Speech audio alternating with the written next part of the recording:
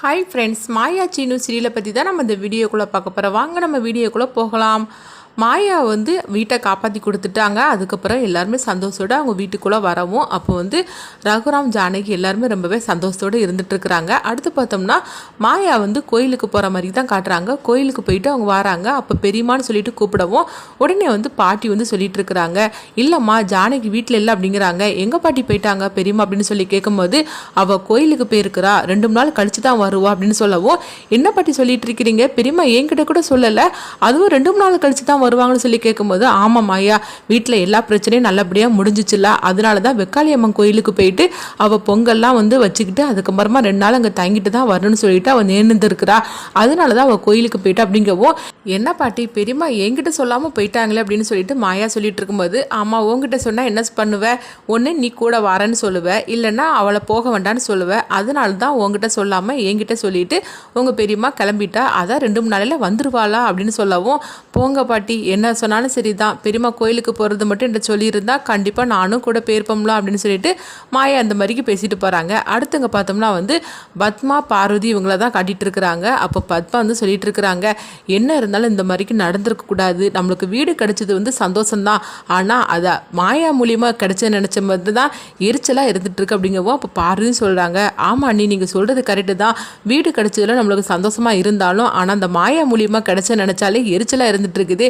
ஏற்கனவே இந்த மாயாவை தலையில் தூக்கி வச்சு ஆடிட்டு இருப்பாங்க, நான் கேட்கவே வேண்டாம் அப்படின்னு சொல்லிட்டு இருக்கவும், அடுத்தவங்க பார்த்தோம்னா சீனுவை தான் காட்டுறாங்க. சீனு கடையில் போய் மல்லிகைப்பூ ஸ்வீட்டெல்லாம் வாங்கிட்டு ரொம்பவே சந்தோஷத்தோட வீட்டுக்கு வராங்க. அப்போ பத்மா கேட்குறாங்க, எங்கே சீனு எங்கே போயிட்டேன்னு சொல்லி கேட்டுட்டு இருக்கவும், இல்லைம்மா நல்ல விஷயம் நடந்திருக்குல்ல, அதனால தான் எல்லாருக்கும் ஸ்வீட் வாங்கிட்டு வந்து அப்படின்னு சொல்லிட்டு ஸ்வீட்டை கொடுக்குறாங்க. என்ன ஸ்வீட் வாங்கிட்டு வந்தியா, அப்படி என்ன நல்ல விஷயம் நடந்துச்சு அப்படிங்கும்போது, என்னம்மா இப்படி கேட்டுட்டீங்க, நம்ம வீடையும் மூட்டியாச்சுது, அதுக்கப்புறமா நான் வாங்கின கடத்தையும் நான் கொடுத்துட்டேன் அப்படிங்கிறாங்க. என்னது கடத்தை நீ அடைச்சிட்டியா, 50 லட்ச ரூபா பணத்தை நீ எப்படி அடைச்ச, உனக்காவது பணம் அண்ணன் கூட உனக்கு கொடுக்கலையே அப்படின்னு சொல்லி கேட்கப்போ, அதாவது மாமாலாம் தரலாமா, ஆனால் எனக்கு மாயா கொடுத்தாமா அப்படின்னு சொல்கிறாங்க.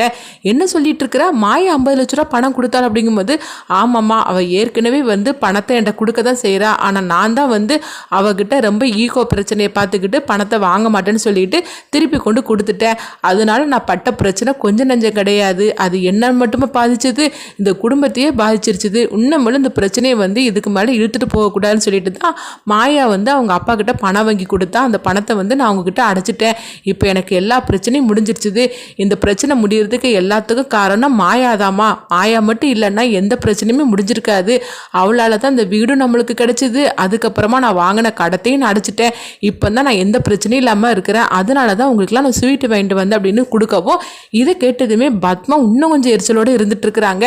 ஏற்கனவே வீட்டை மீட்டு கொடுத்துட்டாலேன்னு சொல்லிட்டு எரிச்சலோடு இருந்துட்டு இருந்தோம், இப்போ என்னன்னா சீனுவோட 50 லட்ச ரூபா கடத்தை அடைச்சிட்டாளா, ஐயோ நம்மளுக்கு கேட்கவே வேண்டாம் இவ ஆட்டத்தை அப்படின்னு சொல்லிட்டு பத்மா எரிச்சலோடு இருக்கவும், அப்போ மணி சொல்கிறாங்க, பாத்தியாடி என் மருமக எவ்வளோ நல்லது பண்ணியிருக்கிறா, இப்போ மாதிரி அவளை நீ புரிஞ்சுக்கிட்டு நீ மருமகளாக ஏற்றுக்கிட்டு அவட்ட இன்னும் கொஞ்சம் நல்லபடியாக நடந்துக்கும் அப்படிங்கவும், உடனே நீங்கள் ஓவரா பண்ணிட்டு இருக்காதீங்கன்னு அப்படின்னு பத்மா சொல்லிட்டு இருக்கிறாங்க. எதுக்கு சீனி நீ அவகிட்ட போய் பணத்தை வாங்கின அப்படின்னு சீனுவை பார்த்து அவங்க திட்டவும், என்னம்மா நீ சொல்லிட்டு இருக்கிற, இந்த 50 லட்ச ரூபா பணத்தால் நான் அனுபவிச்ச பிரச்சனை கொஞ்சமா நஞ்சமா, அது என்னோடைய முடிஞ்சு போச்சுது, இந்த குடும்பத்தையே நடு ரோட்டுக்கு இழுத்துட்டா அந்த புவனேஸ்வரி, இப்போ மாயா மட்டும் இல்லைன்னா என்ன நடந்திருக்கும், அதனால தான் நான் அந்த 50 லட்ச ரூபா பணத்தை மாயா கிட்ட வாங்கி என் பிரச்சனையை முடிச்சுட்டேன், இதுக்கு மேலே இதை பற்றி நீ பேசாதம்மா, நான் இன்னைக்கு தான் நான் ரொம்ப சந்தோஷமா இருக்கிறேன் ரொம்ப நாளைக்கு அப்புறமா அப்படின்னு சொல்லிட்டு சீனு ரூமுக்கு போகவும் மாயா எல்லாத்தையும் கேட்டுட்டு மாயாவும் சந்தோஷப்பட்டுட்டு இருக்கிறாங்க.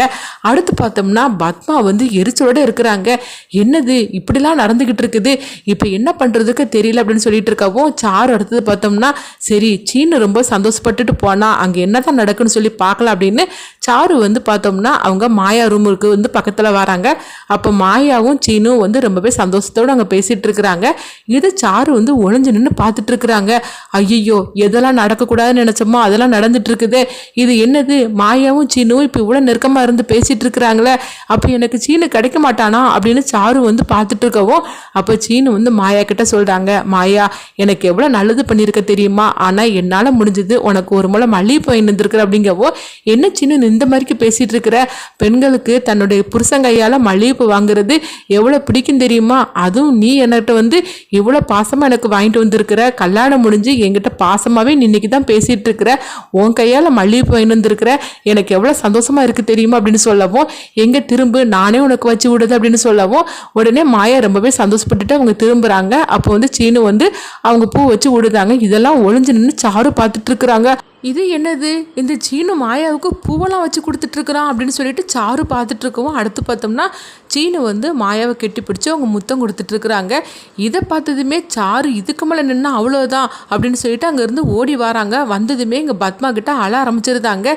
என்ன சாரு என்னாச்சு அப்படிங்கும்போது, அத்தை அங்கே என்ன தெரியுமா நடந்துச்சுது, நான் என்ன சீனை பார்த்துருக்கேன் தெரியுமா அப்படின்னு சொல்லவும், என்னத்தை தான் நீ பார்த்த அப்படின்னு வந்து பார்வதி கேட்டுட்டு இருக்கிறாங்க. சித்தி அங்கே நான் கண்ட சீனெல்லாம் பார்க்கும்போது எனக்கு சீனு கிடைக்க மாட்டான்னு எனக்கு தெரிஞ்சு போச்சுது அப்படிங்கும்போது, அப்படி என்னத்தை தாமா நீ பார்த்த அப்படின்னு சொல்லவும், உடனே வந்து மாயாவுக்கு சீனு பூ வச்சு கொடுக்கறதையும் முத்தம் கொடுத்ததையும் எல்லாத்தையும் சொல்கிறாங்க.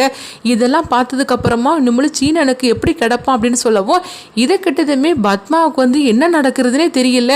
என்ன சாரு சொல்கிற, நீ சொல்கிறதெல்லாம் உண்மையான கேட்கும் போது, ஆமாம் அதான் மாயா வந்து சீனுவோட பிரச்சனை எல்லாத்தையும் முடிச்சு கொடுத்துட்டாளா, அதனால இப்போ சீனு வந்து மாயா மேலே ரொம்பவே வந்து விரும்ப ஆரம்பிச்சிட்டான், அவங்களுக்குள்ள இந்த மாதிரிலாம் நடந்துட்டு இருக்குது, இதுக்கு பிறகு சீனு எனக்கு எங்கேருந்து கிடப்பான் அப்படிங்கும்போது, உடனே பத்மா சொல்கிறாங்க, சாரு நீ கவலைப்படாத, எனக்கு இன்னும் நம்பிக்கை இருக்குது, கண்டிப்பாக அவங்க ரெண்டு பேரும் சேர்ந்து வாழ விட மாட்டேன் அப்படிங்கப்போ, அத்தை நானும் வந்ததுலேருந்து பார்த்துக்கிட்டு தான் இருக்கிறேன், நீங்கள் இதை தான் பேசிக்கிட்டே இருக்கீங்களே தவிர, ஆனால் நாளுக்கு நாள் அவங்களோட நெருக்கம் கூடுதலாக தான் ஆகிட்டு போகுது, இவ்வளோ நாள் அந்த மாயா தான் வெறுப்பை காட்டிகிட்டு இருந்தா, இப்போ என்னென்னா சீனுவும் மாயா விரும்ப ஆரம்பிச்சிட்டான், இதுக்கப்புறம் அவ்வளோதான், நான் நினச்சது எதுவுமே நடக்காது, நான் இவ்வளோ தூரம் கண்ணு தெரியாமல் வேஷம் போட்டது எல்லாமே வந்து வீணாகி போச்சு தான் அப்படின்னு சொல்லிட்டு சாரு வந்து அழ ஆரம்பிச்சிருந்தாங்க.